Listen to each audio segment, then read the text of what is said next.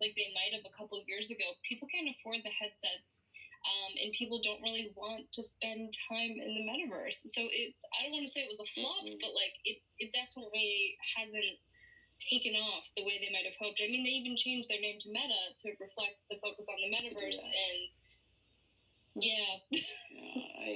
I always thought, I never quite got it, but I thought, well, maybe I'm just not getting it. But I don't know if you remember when Nintendo had that new system that was going to be so cool, and it was just a bunch of red lines, and you'd put on these goggles. I don't know, it was probably the mid-'90s, and I just thought, what? Yeah. And it was kind of similar here. So if Meta is struggling, who benefits? Is there a competitor out there that's like, yeah, this is good?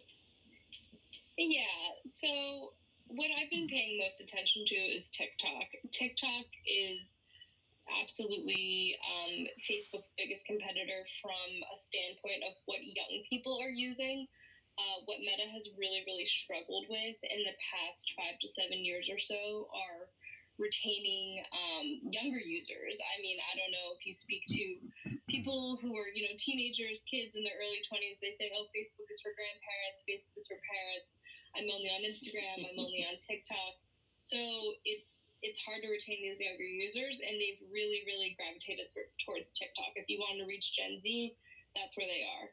So when it comes to digital advertising, which at the end of the day is Facebook's bread and butter, that is what they make the most money off of, their biggest competitor there remains Google.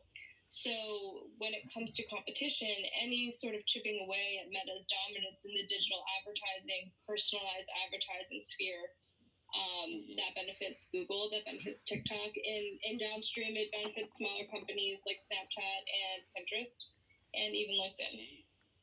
Okay. Pinterest is a whole nother ballgame, which I would love to get into one day. I thought that to go away, and it has really survived and flourished. But in the meantime, let's stick with Meta. They've survived and thrived. Pinterest is doing it. Which, I'm a quilter, and I've looked at quilts on there, so I get it.